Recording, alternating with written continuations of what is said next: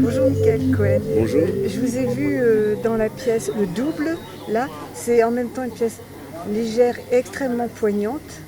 C'est effectivement, c'est une adaptation très libre d'ailleurs faite par Ronan Rivière du deuxième roman de Dostoïevski, qui était un de ses romans les plus drôles, qui n'est pas un de ses longs romans, mais qui est un de ses romans les plus drôles, et qui en même temps effectivement, c'était son deuxième roman, mais il avait déjà cette envie de ne pas faire dans le politiquement correct dans un sens, et donc de ne pas finir bien ses histoires.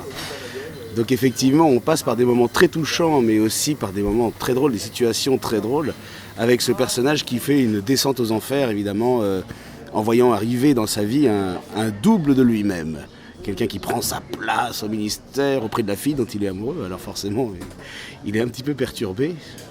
En fait, est-ce que vous pouvez nous donner un peu le pitch du... C'est un peu ce que je viens de faire, c'est-à-dire oui. Exactement. C'est vraiment le tiraillement d'un homme qui est tiraillé entre sa fascination pour les autres et sa timidité d'une certaine manière. Et alors en fait, chacun des personnages de cette pièce tourne un petit peu autour de lui, comme si on était dans sa tête, et comme si on voyait tous ces personnages interagir, mais parfois il a l'impression de les voir se moquer de lui complètement, à d'autres moments au contraire, il a l'impression d'être soutenu. Évidemment, moi je joue le personnage de Pietrouchka, qui est le valet de Yakov Petrovitch Goliatkine, mais qui du coup, d'une certaine manière, est son seul vrai ami. En tout cas, le seul personnage un petit peu terre à terre et qui essaie de le soutenir. Tous les autres, soit sont des employés de bureau plus ou moins nobles, soit sont carrément le directeur de cabinet et sa fille, donc forcément des personnages qui sont très mondains, très vivants, voilà. Le Pietrouchka, c'est le personnage vraiment terre à terre qui essaye de ramener Yakov Petrovitch un petit peu à la raison en essayant de lui dire de se battre contre ce double qui essaie de lui prendre tout ce qu'il a. Et voilà, c'est un petit peu, on tourne tous autour de Yakov Petrovitch, le double compris, à essayer soit de le descendre, soit de le pousser à monter, mais toujours voilà, dans cette espèce de danse particulière. Alors, c'est pas un spectacle de danse du tout, hein, mais je veux dire dans le jeu autour de lui. Et moi, ce que j'en ai compris, c'est s'il était comme ça, c'est parce qu'il avait été étouffé par sa mère, en fait. Il y a un côté évidemment freudien ou lacanien qui se dégage de ce texte. Probablement oui, probablement il a été fasciné en tout cas par sa mère, il a été très intimidé par sa mère et lui-même est un personnage très timide qui du coup n'arrive pas vraiment à aller vers les autres. Par exemple, au début du spectacle, il dit, je spoil pas grand-chose quand je dis ça, il adore sortir. Mais il adore sortir pour regarder les gens dans la rue, regarder une dame très bien habillée, indiquer son chemin à un moujik couvert de pluie, un homme qui n'entend pas qu'un cheval est juste derrière lui et lui souffle dans le dos. Enfin, ce genre de choses le fascine. Mais il n'arrive pas à lui-même aller et agir vers les autres. Il reste spectateur de tout ce qui se passe autour de lui et c'est finalement ça qui l'amuse au début. Mais poussé un peu par l'arrivée de la mode à Pétersbourg, il se met à vouloir aller vers les autres. Seulement évidemment, il est non seulement très timide, mais pâteau. Alors il essaye, mais il se trompe. Et puis il n'a pas de chance sur certaines choses parce que forcément, il se fait surprendre en train d'essayer de faire comme tout le monde, mais mal. Et donc, forcément, il n'a pas les codes, exactement. Il se fait avoir. Le pauvre Yakov Petrovitch. Et c'est à ce moment-là qu'arrive le double. C'est à ce moment-là qu'arrive le double. Alors, comme la folie pourrait arriver au moment le plus bas, entre guillemets, du moral de quelqu'un, ou un petit peu comme par enchantement, finalement. Ce double apparaît petit à petit, et puis... il a l'impression soit d'avoir fait un mauvais rêve, soit il ne sait pas trop, et puis le lendemain ça se confirme, ce double arrive au bureau, et puis ce double devient ce nouveau collègue, et puis ce double se met un petit peu à intriguer, alors voilà, il se retrouve complètement perdu. Ça fait penser aussi un peu à un dédoublement de la personnalité. Complètement, la schizophrénie est indiquée, est un des sujets. Le roman de base de Dostoïevski est beaucoup moins, on laisse le doute nous-mêmes. On laisse les spectateurs se poser la question pendant un certain temps dans la pièce de savoir si ce double existe vraiment ou pas, si c'est de la schizophrénie ou si c'est autre chose.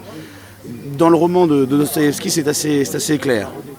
c'est assez clair. Et la schizophrénie est là, en tout cas, la folie du personnage est là. Il y a des chapitres qui se déroulent à la première personne du singulier. On est dans sa tête et on voit à travers ses yeux. Et donc on voit que le pauvre Jakub Petrovitch est déjà fou. Dans notre pièce, on a fait en sorte justement de laisser la question se poser un certain temps.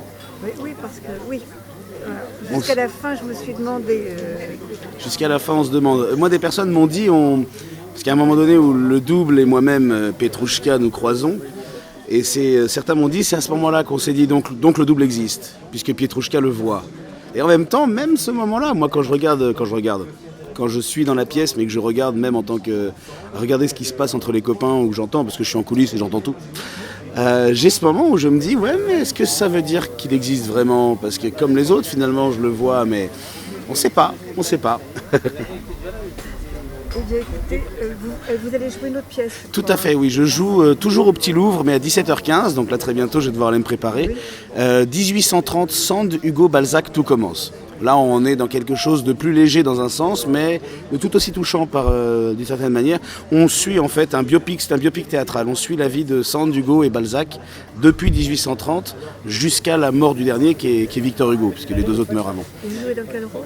Je suis Balzac, je suis honoré de Balzac, absolument. Je suis ravi de jouer ce rôle. Je m'éclate énormément, c'était un personnage fabuleux qui a eu...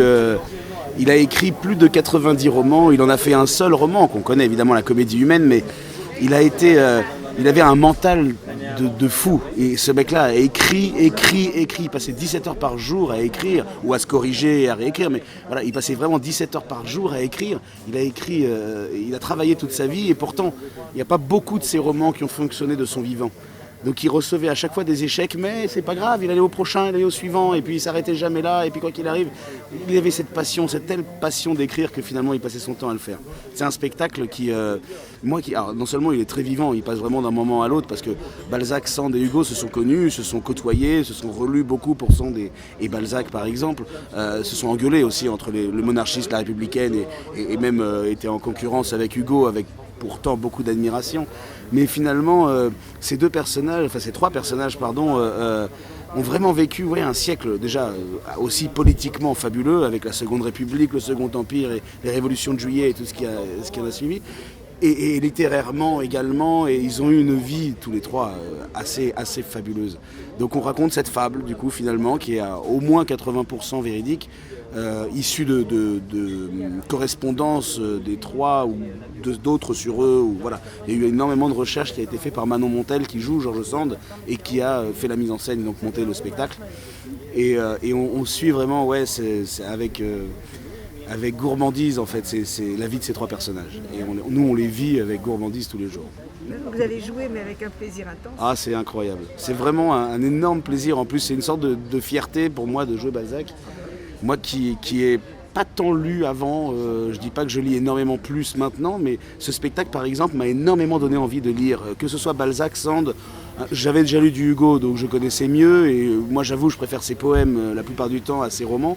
Mais d'ailleurs, Sand, ses correspondances fabuleuses à lire pour ceux même pour ceux qui ne sont pas forcément des grands lecteurs de livres ou je ne sais quoi, les correspondances c'est assez rapide.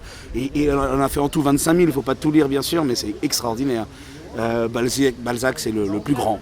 Il n'y a pas d'autre chose à dire, c'est le plus grand. Pour moi c'est le plus grand, évidemment j'ai une affection personnelle et une personnalité de dingue. Ouais. Un rire à décrocher les tableaux du mur, une envie constante. Et puis, c'est un personnage qui a vécu quelque chose de tellement romanesque. Il a été amoureux d'une comtesse russe pendant 15 ans pour finalement l'épouser au bout de 15 ans. Évidemment, il fallait que son mari meure avant, son précédent mari, mais elle l'a laissé, lui, languir réellement 15 ans parce qu'il est mort. Il y a eu 8 ans où elle aurait pu venir, mais elle attendait. Et bon, c'est terrible, il est mort 1 an après s'être marié avec elle, quoi. Il a passé son temps, mais en même temps, il en est ravi de ça parce que si elle était venue plus tôt dans sa vie à Paris, il n'aurait pas écrit tout ce qu'il a écrit et il a un tel amour et une telle passion pour tout ce qu'il a écrit. J'ai l'impression d'être passionné en le disant en même temps, mais c'est vrai. Ouais, je suis habité par ce personnage, j'avoue. J'ai vraiment une affection particulière pour ce personnage aujourd'hui et j'avoue que cette passion, elle me touche personnellement.